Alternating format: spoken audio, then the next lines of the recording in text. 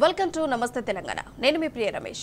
ఇక ఫిరాయింపు ఎమ్మెల్యేల అనర్హతపై నేడు హైకోర్టు తీర్పు వెల్లడించనుంది. పార్టీ మారిన ప్రజా ప్రతినిధుల భవితవ్యం ఇవాళ తేలబోతోంది. ప్రజా పాలనలో సామాన్యుడి గూడుపై సర్కారు దాడి మొదలైంది. బస్తీల్లోని పేదల ఇండ్లపై బుల్డోజర్లతో హైడ్రా దాడులకు దిగుతోంది. 10 ఏళ్ల కేసీఆర్ పాలనలో అభివృద్ధి పరుగులు పెట్టింది. తెలంగాణ ప్రగతిని అంతర్జాతీయ వేదికగా రేవంత్ సర్కార్ ఒప్పుకుంది. ఇలాంటి మరిన్ని లేటెస్ట్ అప్డేట్స్ చూసే ముందు హెడ్లైన్స్. ఫిరాయింపు ఎమ్మెల్యేల అనర్హతపై నేడు హైకోర్టు తీర్పు. తేలనున్న పార్టీ మారిన ప్రజా ప్రతినిధుల భవితవ్యం. పెద్దలకేమో నోటీసులు, పేదలపైకి బుల్డోజర్లు. ఎఫ్టీఎల్ నిర్మాణాల కూల్చివేతల్లో హైడ్రా వివక్ష. పేరుకేమో ప్రజాప్రభుత్వం, కూల్చేదేమో నిరుపేదల ఇల్లు. ఎంతో మందిని నిరాశ్రయులు చేసిందని కేటీఆర్ ఫైర్. రైతుల పాలిట యమపాశంగా రేవంత్ పాలన. 9 నెలల్లో 470 మంది ఆత్మహత్య చేసుకున్నారన్న హరీష్ రావు.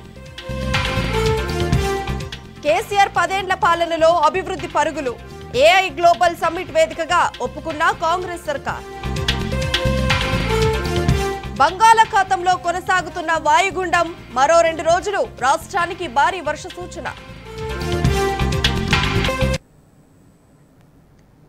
బీఆర్ఎస్ టికెట్పై గెలిచి కాంగ్రెస్ లో చేరిన ఎమ్మెల్యేల అనర్హత పిటిషన్పై తెలంగాణ హైకోర్టు ఇవాళ తీర్పు వెలువరించనుంది.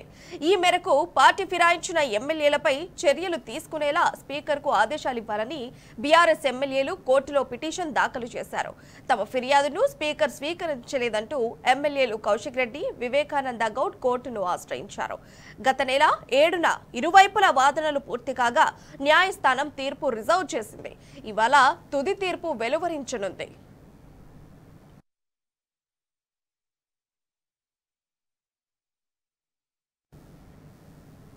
కాంగ్రెస్ 9 నెలల పాలన పేదల పాలిట శాపంగా మారింది. రేవంత్ ఏలుబడిలో ఉన్న గుడిసె నేలమట్టమయ్యే పరిస్థితి వచ్చింది. హైడ్రా చేస్తున్న వీరంగంతో బీదలు రోడ్డున పడుతున్నారు. గూడు చెదిరి బిక్కటిల్లుతున్నారు.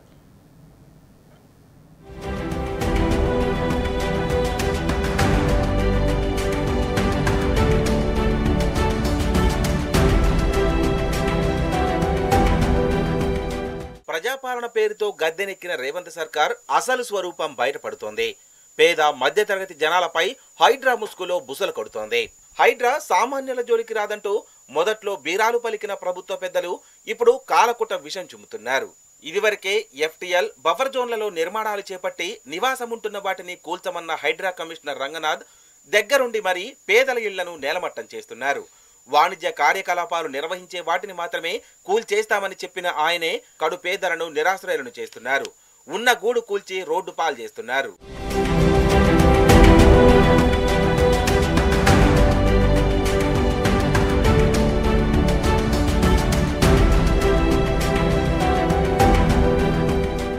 మాదాపూర్ సున్నం చెరువులో హైడ్రా కూల్చివేతలు చేపట్టింది.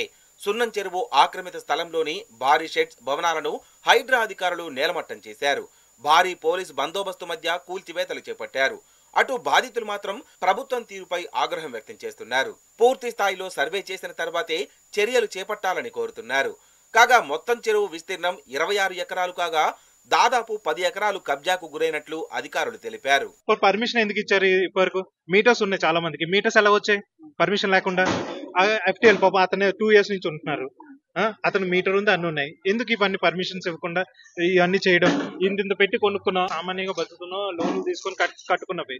ఇప్పుడు ఆ లోన్ అంతా ఎలా కట్టుకోవాలని మేము ఇది డెమాలిష్ చేస్తున్నప్పుడు అవుతాయి. వచ్చి అప్పుడే అడిగారు బఫర్ జోన్ లో ఉన్నవి ఏమైనా ప్రాబ్లం అవుతుందా అని. లేదు, ఇప్పుడు సడన్ గా వచ్చి ఏవేవైతే క్రాస్ మార్క్ చేశారో అన్ని కొట్టేయండి అంటున్నారు. మరి బ్యాంకు వాళ్ళు లీగల్ ఒపీనియన్ క్లియర్ ఉన్నదని చెప్పినాకనే మాకు బ్యాంక్ లోన్ వచ్చింది. ఇది ఎంతవరకు మరి కరెక్ట్? అంటే ఇందులో ఈ అడ్మినిస్ట్రేషన్లో ఎంతమంది కలిసి మాకు మోసం చేసినారు? ఇది మాకు అంటే ఈ సిచ్యువేషన్ మాకు న్యాయం చేసేటోళ్ళు ఎవరు? 28 రోజుల 38 రోజుల బాబా కేసీఆర్ నిర్వహణ చేసి తెప్పించాడు తెలంగాణ. ఈయన ఊరికనే వచ్చి ఎక్కిపోయి గద్దె ఎక్కిపోయి పూలు కొట్టడానికి మాలోటోళ్ళవి. నిజంగా మేము అన్యాయంగా కట్టలేదే, డబ్బులు ఇచ్చి కొనుక్కొని కట్టుకున్నది, లంచాలు తీసుకోలే, మేము కట్టుకున్నాం డబ్బులు ఇచ్చి. అందుకేనా ఈయన ఎన్నుకున్నాము. కొనేటప్పుడు అదే అందుకే కదా కేసు వేసాము. ఒకళ్ళు రాంగ్ అయితే కూర్చేయండి, రాంగ్ సర్వేలో మాది రాంగ్ అంటే రేవంత్ రెడ్డి కూల్చయ్యా నువ్వు కూల్చు. సున్నం చెరువులో హైడ్రా కూల్చివేతల సందర్భంగా ఉద్రిక్తత నెలకొంది. హైడ్రా తీరును నిరసిస్తూ ముగ్గురు బాధితులు ఒంటిపై కిరోసిన్ పోసుకొని ఆత్మహత్య యత్నానికి పాల్పడ్డారు. గుడిసెలు కూల్చివేయడంపై ఆగ్రహం వ్యక్తం చేశారు. నోటీసులు ఇవ్వకుండా ఎలా కూల్చివేస్తారని మండిపడ్డారు. గత 10 ఏళ్లుగా కూలీ పని చేసుకుంటూ ఇక్కడి గుడిసెల్లోనే ఉంటున్నామని చెప్పారు. దౌర్జన్యంగా గుడిసెలు కూల్చివేస్తే ఎక్కడికి వెళ్లాలంటూ అధికారులను ప్రశ్నించారు. మా పాపనే మా పాపకు నీ లేకపోయా తుప్ప లేకపోయా ఇల్లు లేకపోయా రోడ్ల బాధ పెట్టింది. అందరూ చెరువులో ఎత్తుకోండి, మంచిగా ఎత్తుకోండి. మాకు బతుకుతున్నాం కదా మీ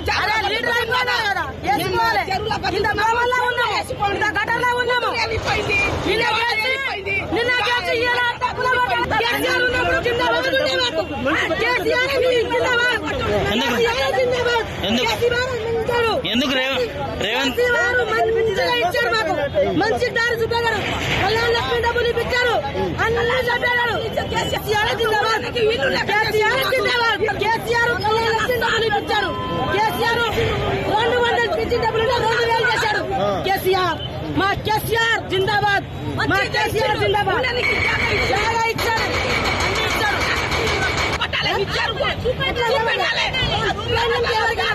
ఇట్లా చేస్తారా? మాకు ఏముంది మా పద్ధతి? మేము ఎట్లా ఉన్నాము? మేము ఎట్లా బతకాలి? నేను దొరికినా కావద్దు, పని దొరకదు, లేకుంటే పని దొరకదు. ఏం చేయాలి? ఎట్లా బతకాలి? చూస్తే ఇంకా మగుడు లేరు. ఈ పిల్లలు ఎట్లా సాకాలి? నేను అట్లా చేస్తాను. మేము ఒక దగ్గర బతుకుతున్నాము. ఒకరు దొరకదు, ఒకరు దొరకదు. ఏం చేయాలి? రోడ్డు మీద మాకు వస్తున్నాం మేము. అట్లా గెలిచాడు కేసీఆర్. మాకు జిందాబాద్. KCR very good. మా సామాన్ కూడా లేదు. ఊళ్ళో అప్పులే కాబట్టి చిన్న చిన్న పిల్లలు ఎత్తుకుని దొమ్మల్లో చెరువులలో పాములలో బతుకుతున్నా. ఈ అది కూడా ఇప్పుడు తోవలేకుండా అయిపోయింది. రూమ్లో కట్టాలంటే 10,000 7,000 నాకు బడ్జెట్ లేదు. నాకు చిన్న వయసులో పెళ్లి అయింది. 2 పిల్లలు పుట్టింది. ఇప్పుడు నాకు బతకాలంటే చాలా ఇబ్బందిగా ఉంది సార్ నాకు. ఇప్పుడు నాకు ఎవరికి చెప్పే ప్రయోజనం లేదు. ఇప్పుడు మీరే చూసి చెట్లు సామాన్ తీసుకుని బయట రోడ్డు మీద బతుకుండే. నేను రోడ్ల మీద దారం కవర్ వేసుకుని నా పిల్లలు కూడా వేసుకుంటున్నాను. హైడ్రా తీరు పట్ల సామాన్య జనం ఆగ్రహం వ్యక్తం చేస్తున్నారు. ప్రభుత్వం చెప్పే మాటలకు చేసే పనులకు ఎక్కడా పొంతన లేదని మండిపడుతున్నారు. పేద ప్రజలకు అండగా ఉండాల్సిన సర్కార్ హైడ్రా పేరుతో వారి గూడు కూల్చడాన్ని తప్పుపడుతున్నారు.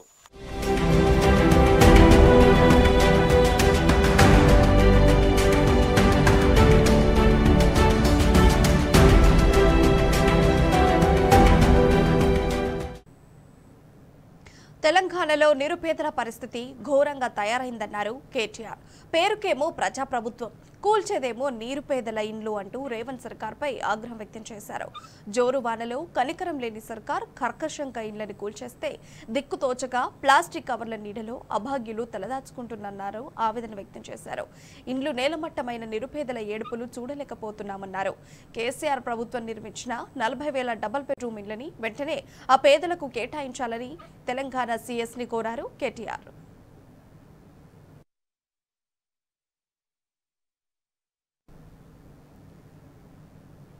హైడ్రా పేరుతో హైడ్రామా నడుస్తోందని మాజీ ఎమ్మెల్యే బాల్క సుమన్ ఫైర్ అయ్యారు. పేదల ఇండ్ల కూల్చివేతతో రేవంత్ సర్కార్ పేదలపై పగబట్టినట్లు వ్యవహరిస్తోందన్నారు. విశ్వనగరంగా అభివృద్ధి చెందిన హైదరాబాద్ను విషాద నగరంగా మార్చారని మండిపడ్డారు. పేదలపైకి బుల్డోజర్లను పంపి రేవంత్ రెడ్డి ఏం సాధిస్తాడని ప్రశ్నించారు. నిరుపేదల ఇండ్లను కూల్చొద్దని సూచించారు. రేవంత్ రెడ్డి ప్రభుత్వం హైడ్రామా నడిపిస్తూ ఉంది. విశ్వనగరంగా తయారు కావాల్సినటువంటి హైదరాబాద్ను విషాద నగరం చేస్తూ ఉంది. కక్ష కొద్ది పేదల ఇండ్లు కూలగొట్టడమే లక్ష్యంగా, పేదల ఆస్తులు విధ్వంసం చేయడమే లక్ష్యంగా, పేదలపై పగబట్టినట్టు ఈ ప్రజాపాలన పేరిట ఇంద్రమ్మ రాజ్యంలో రేవంత్ రెడ్డి ప్రభుత్వం బుల్డోజర్లను నడుపుతూ ఉంది. డెఫినెట్లీ ఇది చాలా బాధాకరం. ఆ పేదలందరూ రోడ్ల మీదకి వచ్చి అర్థనాదాలు చేస్తూ ఉన్నారు.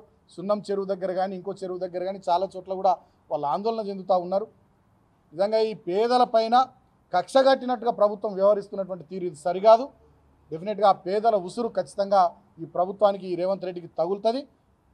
పేదల పట్ల పగబట్టినట్టుగా రేవంత్ రెడ్డి ప్రభుత్వం బుల్డోజర్లు ప్రయోగించడాన్ని నిజంగా మేము చూసి మేము కూడా బాధపడతా ఉన్నాం. పేదల పట్ల సానుకూల దృక్పథంతో ఈ ప్రభుత్వం వ్యవహరించాలి.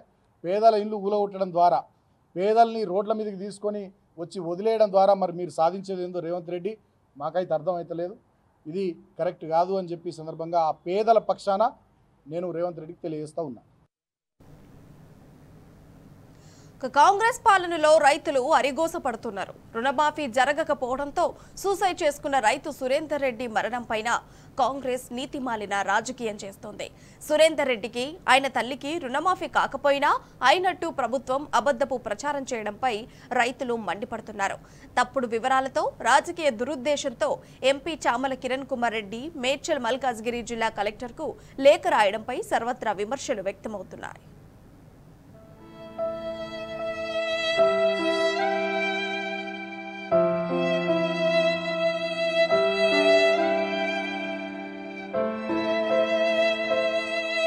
రుణమాఫీ కాలేదన్న ఆవేదనతో ఆత్మహత్య చేసుకున్న రైతు సురేందర్ రెడ్డి మరణంపై కాంగ్రెస్ పార్టీ రాజకీయం చేస్తున్నది. పచ్చి అబద్ధాలను ప్రచారం చేస్తున్నది. ఆ రైతు కుటుంబానికి పైసా రుణమాఫీ కాకపోయినా 1,50,000 రూపాయలు మాఫీ అయిందని ఆ పార్టీ ఎంపీ చామల కిరణ్ కుమార్ రెడ్డి అబద్ధాలాడుతున్నారు. అంతేకాదు, రైతు మరణానికి కారణమైన ప్రభుత్వాన్ని ప్రశ్నించినందుకు మాజీ మంత్రి హరీష్ రావుపై కేసు పెట్టాలంటూ ఉల్టా డిమాండ్ చేశారు. ఈ మేరకు ఎంపీ చామల మేడ్చల్ మల్కాజ్గిరి జిల్లా కలెక్టర్కు లేఖ రాశారు. తప్పుడు వివరాలతో రాజకీయ దురుద్దేశంతో ఎంపీ లేఖ రాయడంపై సర్వత్రా విమర్శలు వ్యక్తమవుతున్నాయి. ఇది రైతు మరణాన్ని కించపరచడమేనని, రైతు మరణాన్ని రాజకీయం చేయడం సిగ్గుచేటంటూ ఆగ్రహం వ్యక్తం చేస్తున్నారు.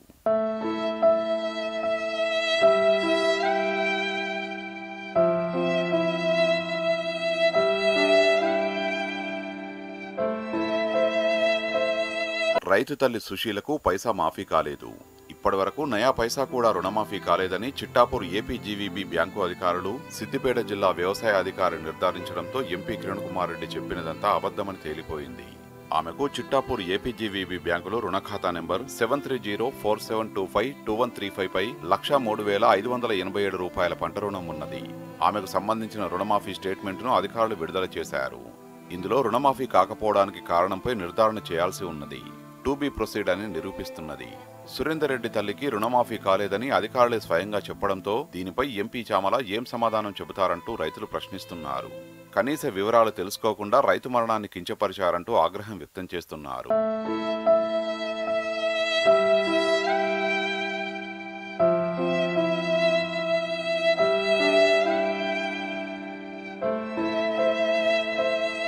ఎంపీగా ఉంటూ కనీస అవగాహన లేకుండా నిజానిజాలు తెలుసుకోకుండా కిరణ్ కుమార్ రెడ్డి లేఖ రాశారంటూ రైతులు మండిపడుతున్నారు.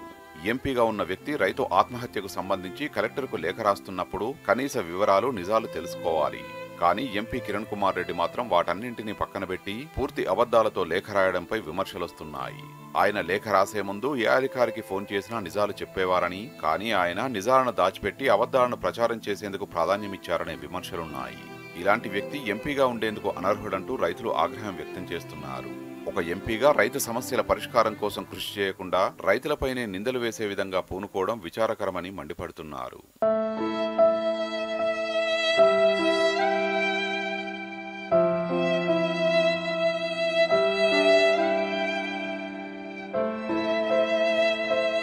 రుణమాఫీకి రేషన్ కార్డు నిబంధన రైతు సురేందర్ రెడ్డి ప్రాణం తీసింది. రేషన్ కార్డులో ఆయనతో పాటు ఆయన తల్లి పేరు ఉన్నందున రుణమాఫీ కాలేదని బ్యాంకు అధికారులు తెలిపారు. ఒకే రేషన్ కార్డులో ఇద్దరి పేర్లు ఉండడం, ఇద్దరి పేర్లపై 2 లక్షల రూపాయలకు పైగా రుణం ఉండడంతో వారికి మాఫీ కాలేదు. ఆయన అన్న రవీందర్ రెడ్డికి రేషన్ కార్డుపై ఆయన పేరు మాత్రమే ఉండడంతో 1,57,000 రూపాయలు మాఫీ అయ్యాయి. అంటే ప్రభుత్వం పెట్టిన రేషన్ కార్డు నిబంధన కారణంగానే తనకు రుణమాఫీ కాలేదని రైతు సురేందర్ రెడ్డికి అర్థమైంది. ఇక తనకు రుణమాఫీ కాదని ఆయన భావించారు. అందుకే చిట్టాపూర్ నుంచి ఆవేదనతో మేడ్చల్లోని తన ఇంటికి వచ్చిన ఆయన స్థానిక వ్యవసాయ అధికారి కార్యాలయానికి వెళ్లి ఆత్మహత్య చేసుకున్నారు. కానీ ప్రభుత్వం మాత్రం రైతు ఆవేదనను పట్టించుకోకుండా ఆయన మరణాన్ని కూడా రాజకీయం చేసే దురాలోచనలో ఉండడంపై విమర్శలొస్తున్నాయి.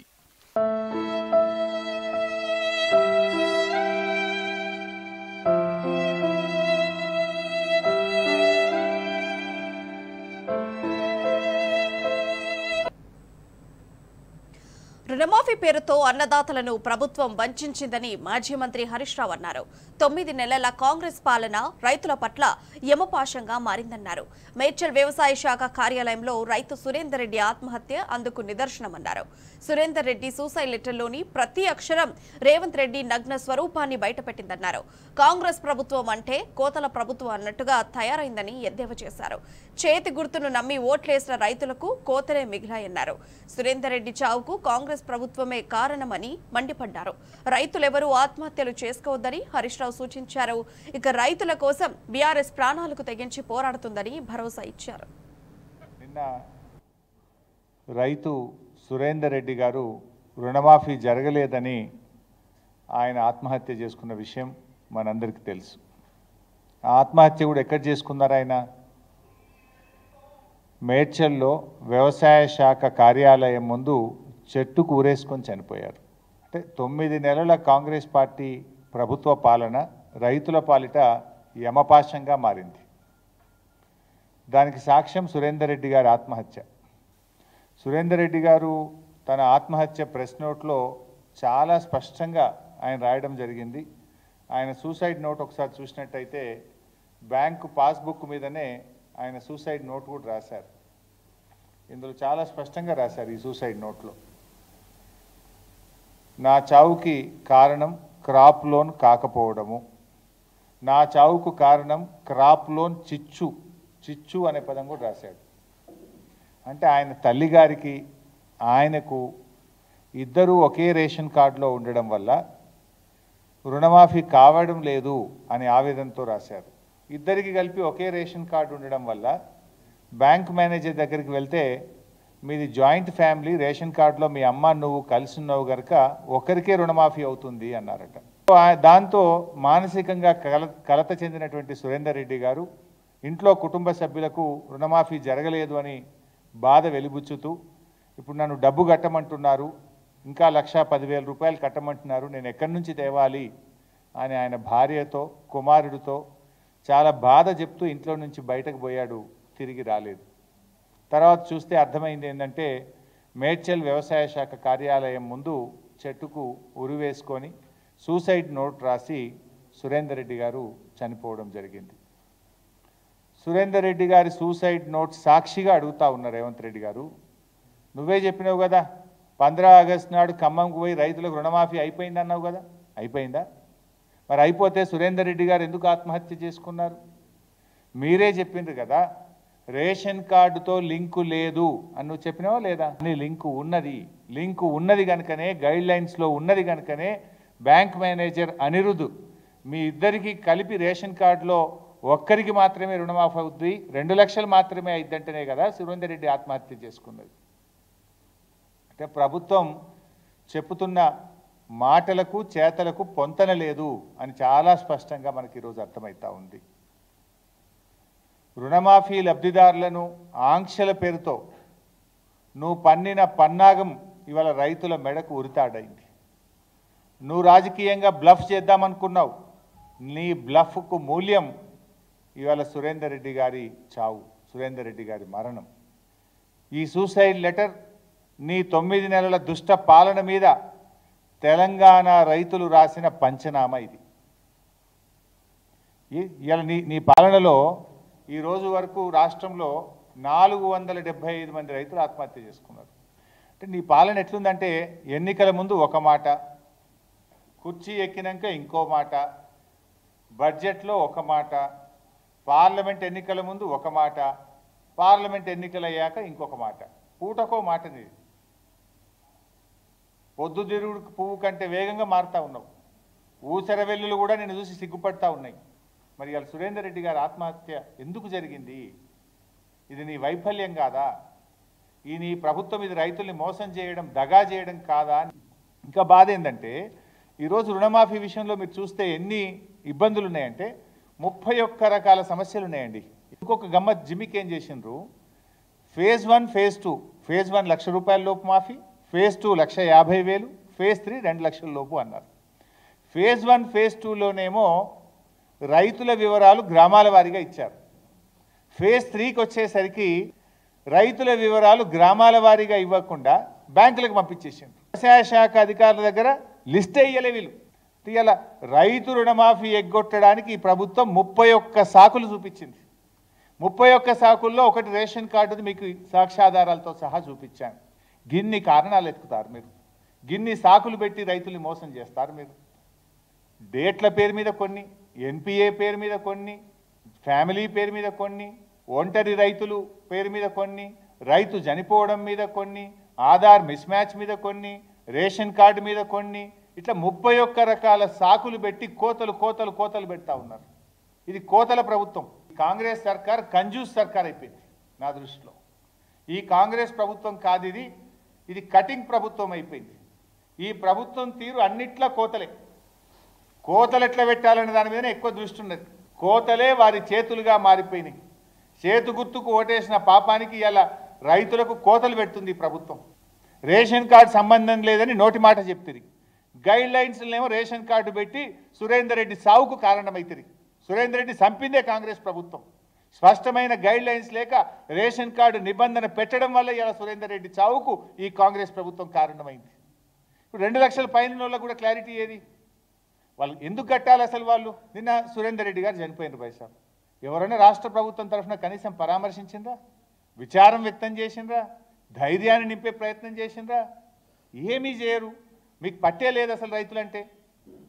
రైతు బంధించి కేసీఆర్ ప్రాణాలు నిలబెడితే, రైతుల్లో ఆత్మవిశ్వాసాన్ని నింపితే, మీరు రైతు బంధును రైతు రుణమాఫీని ఎగ్గొట్టి ఇలా రైతుల ప్రాణాలు తీస్తుంది కాంగ్రెస్ ప్రభుత్వం. ఆ రైతు భరోసా అదేందో అర్థమే కాదు, బ్రహ్మ పదార్థం అయిపోయింది. అది ఎప్పుడు ఇస్తారు, ఎంత ఇస్తారు, ఎంతమందికి ఇస్తారు, ఒక క్లారిటీయే లేదు. రైతుల బోనస్ బోగస్ అయిపోయింది. రైతు సోదరులకు కూడా బీఆర్ఎస్ పార్టీ తరఫున విజ్ఞప్తి చేస్తున్నాం, దయచేసి ప్రాణాన్ని తీసుకోకండి. దేవుడు మనను బతకడానికి ప్రాణం ఇచ్చింది తప్ప మనం ప్రాణం తీసుకోవడానికి మనకు జన్మనివ్వలేదు. ధైర్యంగా ఉండండి, మేమున్నాం. ఈ ప్రభుత్వం మెడలు వంచి ప్రతి రైతుకు రుణమాఫీ చేసేదాకా బీఆర్ఎస్ పార్టీ మీ పక్షాన పోరాడుతుంది. ప్రాణాలు మాత్రం తీసుకోవద్దు, మీ కుటుంబ సభ్యులను అనాథలు చెయ్యొద్దు అని చెప్పి కూడా నేను రైతు సోదరులందరికీ రాష్ట్రంలో విజ్ఞప్తి చేస్తున్నాం. బీఆర్ఎస్ 10 ఏళ్ల పాలనలో తెలంగాణ పరుగులు పెట్టిందని కాంగ్రెస్ సర్కార్ ఒప్పుకుంది. రాష్ట్రాన్ని బీఆర్ఎస్ ప్రభుత్వం అభివృద్ధి పథంలో నడిపిందని ఏఐ గ్లోబల్ సమ్మిట్లో తెలంగాణ గ్రోత్ స్టోరీ నివేదిక వెల్లడించింది. బీఆర్ఎస్ హయాంలో జీఎస్టీపీ సగటున ఏటా 12.5% వృద్ధి చెందినట్లు స్పష్టం చేసింది. ప్రాథమిక, ద్వితీయ, తృతీయ రంగాల్లో సమాన వృద్ధి సాధిస్తూ 10 ఏళ్లలో తెలంగాణ సమతుల వృద్ధిని సాధించిందని అంతర్జాతీయ వేదికపై వెల్లడించింది.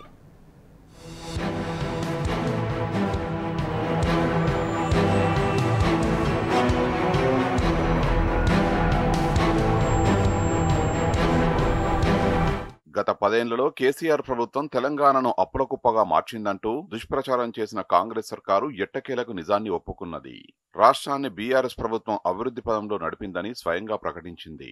అంతేకాకుండా ఈ అభివృద్ధి ఏ ఒక్క రంగానికే పరిమితం కాలేదని, ప్రాథమిక, ద్వితీయ, తృతీయ రంగాల్లో సమాన వృద్ధి సాధిస్తూ 10 ఏళ్లలో తెలంగాణ సమతుల వృద్ధిని సాధించిందని అంతర్జాతీయ వేదికపై వెల్లడించింది. ఈ నెల 5న హైదరాబాద్లోని హెచ్ఏసీసీలో జరిగిన గ్లోబల్ ఏఐ సమ్మిట్లో రాష్ట్ర ప్రభుత్వం తెలంగాణ గ్రోత్ స్టోరీ పేరుతో ఓ నివేదిక విడుదల చేసింది.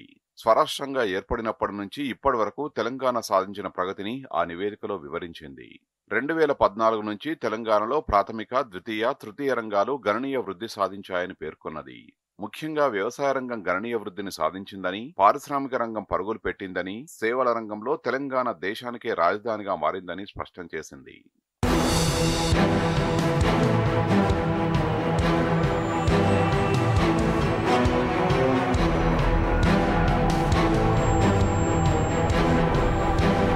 తెలంగాణ ఏర్పడినప్పటి నుంచి ఆర్థికంగా స్థిరమైన వృద్ధిని సాధించినట్టు రేవంత్ రెడ్డి సర్కారు తెలిపింది.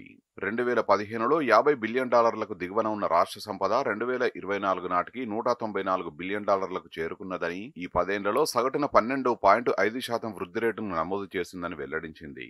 కోవిడ్ వల్ల ప్రభావిత సంవత్సరాల్ని పక్కన పెడితే తెలంగాణ ఆర్థిక వృద్ధి 14% మేరకు ఉంటుందని స్పష్టం చేసింది. బీఆర్ఎస్ పాలనలో వ్యవసాయ రంగం రూపురేఖలు మారిపోయాయని గ్రోత్ స్టోరీలో రేవంత్ రెడ్డి ప్రభుత్వం వెల్లడించింది. 2014 నాటికి తెలంగాణలో 1.3 కోట్ల ఎకరాలుగా ఉన్న సాగు విస్తీర్ణం 2021-22 నాటికి 2.3 కోట్ల ఎకరాలకు పెరిగినట్టు ప్రకటించింది. తద్వారా రాష్ట్రంలో సాగు విస్తీర్ణం 8 ఏళ్లలోనే 1 కోటి ఎకరాలు పెరిగినట్టు అంగీకరించింది. ఇదే సమయంలో ధాన్యం ఉత్పత్తి 68 లక్షల టన్నుల నుంచి 2.5 కోట్ల టన్నులకు, మొత్తం వ్యవసాయోత్పత్తులు 3.5 కోట్ల టన్నులకు పెరిగినట్టు స్పష్టం చేసింది. 11వ అగ్రికల్చర్ సెన్సస్ ప్రకారం 2021-22 నాటికే తెలంగాణ వ్యవసాయ అనుబంధ ఉత్పత్తుల ఎగుమతుల విలువ $808 మిలియన్ ఉన్నట్టు వెల్లడించింది. ప్రాథమిక రంగంలో రాష్ట్రం సాధించిన ప్రగతి పెట్టుబడిదారుల్ని విశేషంగా ఆకర్షించిందని 2023 ఏప్రిల్లో హైదరాబాద్ లో నిర్వహించిన ఫుడ్ కాంక్లేవ్ లో $886 మిలియన్ పెట్టుబడులు రావడంతో పాటు దాదాపు 58,000 మందికి ఉపాధి అవకాశాలు లభించేలా ఒప్పందాలు జరిగాయని పేర్కొన్నది. ఇక మసాలా దినుసులు, గుడ్ల ఉత్పత్తిలో తెలంగాణ దేశంలోనే 3వ స్థానంలో, మాంసం ఉత్పత్తిలో 5వ స్థానంలో నిలిచినట్టు ఆ నివేదిక పేర్కొన్నది.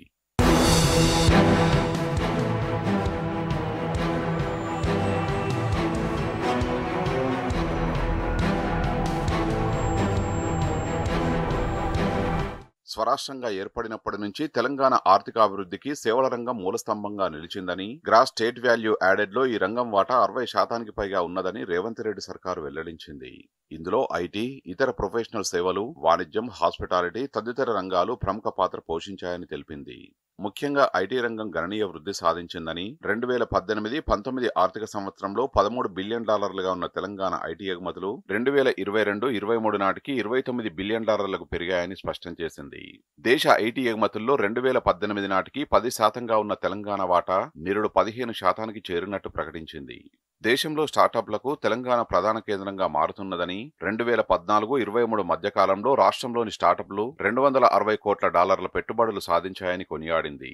రాష్ట్రంలో ప్రారంభమైన స్టార్టప్లలో 2 యూనికార్న్ స్టార్టప్లు ఉన్నట్లు పేర్కొన్నది.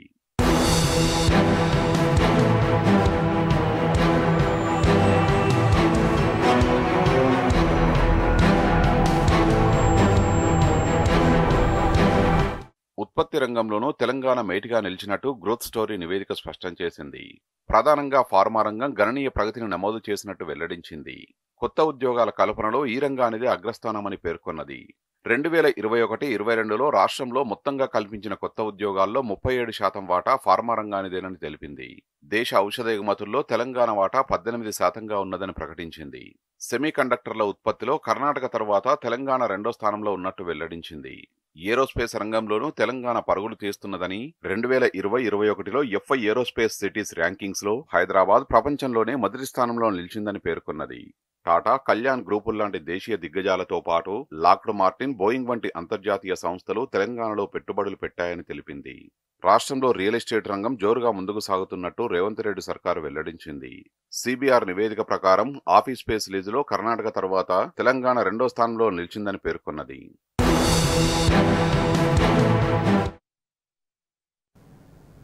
తెలంగాణ ఉద్యమంలో ప్రజాకవి కాళోజీ స్ఫూర్తి ఇమిడి ఉందన్నారు బీఆర్ఎస్ అధినేత కేసీఆర్. ప్రజాకవి పద్మ విభూషణ్ కాళోజీ నారాయణరావు జయంతి సందర్భంగా వారి సేవలను కేసీఆర్ స్మరించుకున్నారు. ప్రజాపక్షం నిలిచి ధిక్కారమే జీవితంగా స్ఫూర్తివంతమైన జీవితాన్ని గడిపిన మానవతావాది కాళోజీ అని కొనియాడారు.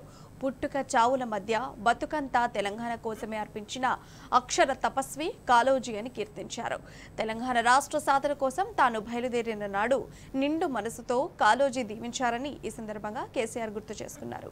నూతన తెలంగాణ రాష్ట్రంలో కాళోజీ స్ఫూర్తి కొనసాగే దిశగా వారి జన్మదినాన్ని తెలంగాణ భాషా దినోత్సవంగా నాటి బీఆర్ఎస్ ప్రభుత్వం ప్రకటించిందన్నారు. తెలంగాణ భాషా సాహిత్యాలలో విశేషంగా కృషి చేసిన వారికి కాళోజీ పురస్కారాన్ని ఏర్పాటు చేసుకుని సాహితీవేత్తలను గౌరవించుకుంటున్నామన్నారు. రాష్ట్ర వైద్య విశ్వవిద్యాలయానికి కాళోజీ పేరు పెట్టుకున్నామని, వరంగల్లో కాళోజీ కళా కేంద్రాన్ని ఏర్పాటు చేశామని చెప్పారు. కాళోజీ కవిత్వం, ఆలోచనలు అన్ని వేళలా ఆదర్శమని కేసీఆర్ తెలిపారు. తెలంగాణ తొలిపొద్దు కాళోజీ ఉద్యమమే ఊపిరిగా జీవించిన ప్రజాకవి, అక్షరాన్నే ఆయుధంగా మలిచి నిజాం నిరంకుశ పాలనను ధిక్కరించిన దీశాలి, తెలంగాణ యాస భాషా మాధుర్యాన్ని దశదిశలా వ్యాపించిన మహాకవి, పోరాటమే పరమావధిగా రచనలు చేసిన మహోన్నత వ్యక్తి, తెలంగాణ ప్రజల గుండెల్లో చిరస్థాయిగా నిలిచిపోయిన కాలన్న జయంతి నేడు. ఈ సందర్భంగా మీకోసం టీ న్యూస్ ప్రత్యేక కథనం.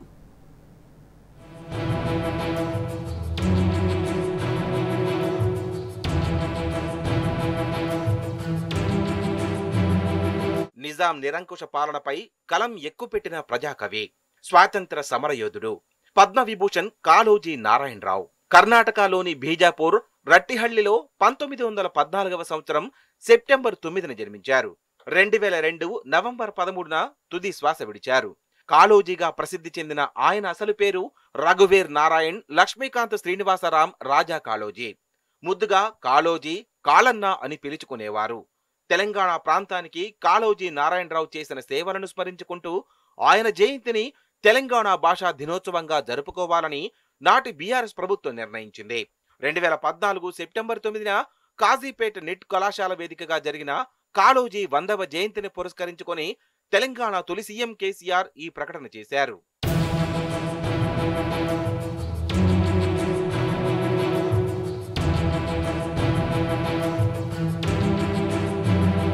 కర్ణాటక నుంచి వరంగల్కు తరలి వచ్చిన కాళోజీ కుటుంబం వరంగల్లో స్థిరపడింది. ప్రాథమిక విద్య, ఉన్నత విద్యను వరంగల్లోని మడికొండలో, హైదరాబాదులో పూర్తి చేశారు. 1939లో హైదరాబాదులో న్యాయ విద్యను అభ్యసించారు. విద్యార్థి దశ నుంచే ఉద్యమాల పట్ల ఆకర్షితులై ఆర్య సమాజ్, పౌర హక్కుల సాధన వంటి పలు ఉద్యమాల్లో ప్రత్యక్షంగా పాల్గొన్నారు. ఆంధ్ర మహాసభ ప్రారంభమైనప్పటి నుంచి దాని కార్యకలాపాల్లో చురుకుగా పాల్గొన్నారు. అలాగే సత్యాగ్రహం, గ్రంథాలయ ఉద్యమంతో పాటు ఉస్మానియా విశ్వవిద్యాలయంలో వందే మాతరం ఉద్యమంలో కీలక పాత్ర పోషించారు. ఆనాటి హైదరాబాద్ రాష్ట్రంలో స్వాతంత్ర ఉద్యమాన్ని నడిపిన కాళోజీ పలుసార్లు జైలు జీవితం గడిపారు. పౌర హక్కుల సాధనలో క్రియాశీలకంగా ఉన్న ఆయన తుర్కుండే కమిటీలో సభ్యుడిగా కొనసాగారు. ఆంధ్రప్రదేశ్ లెజిస్లేటివ్ కౌన్సిల్ కు 3 సార్లు పోటీ చేసిన కాళోజీ ఒకసారి విజయం సాధించారు. 1953లో తెలంగాణ రచయితల సంఘం ఉపాధ్యక్షుడిగా, అనంతర కాలంలో అధ్యక్షుడిగా ఎన్నికై సేవలందించారు.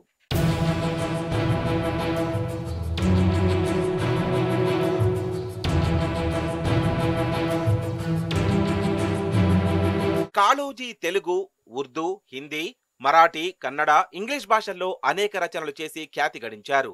తన కవితల ద్వారా పేదలు, తెలంగాణ ప్రజల ఆవేదన, ఆగ్రహాన్ని ప్రపంచానికి చాటి చెప్పారు. ఆయన రాసిన నా గొడవ సకాలంలో సమకాలీన సామాజిక సమస్యలను ఏకరువు పెట్టారు. ఆంధ్ర సారస్వత పరిషత్ వ్యవస్థాపక సభ్యుడిగా, ఆంధ్రప్రదేశ్ సాహిత్య అకాడమీ సభ్యుడిగా సేవలందించారు. కాళోజీ సేవలకు గుర్తింపుగా కాకతీయ విశ్వవిద్యాలయం గౌరవ డాక్టరేట్ ప్రదానం చేయగా భారత ప్రభుత్వం పద్మవిభూషణ్ పురస్కారంతో సత్కరించింది. నాటి బీఆర్ఎస్ ప్రభుత్వం ఆయన సేవలకు గౌరవంగా వైద్య విశ్వవిద్యాలయానికి Kaloji Narayana Rao health sciences university అని పేరు పెట్టింది.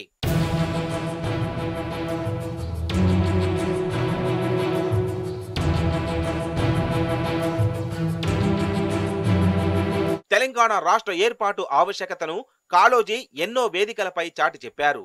సమైక్య పాలనలో తెలంగాణ ప్రజల గోసను తన రచనల ద్వారా గడప గడపకు తీసుకెళ్లారు. నిజాం నిరంకుశ పాలనను ఎండగడుతూ మడమ తిప్పని పోరు సలిపిన కాళోజీకి టీ న్యూస్ ఘన నివాళి అర్పిస్తోంది. కాళన్న జయంతిని పురస్కరించుకొని తెలంగాణకు ఆయన చేసిన సేవలను స్మరించుకుంటోంది.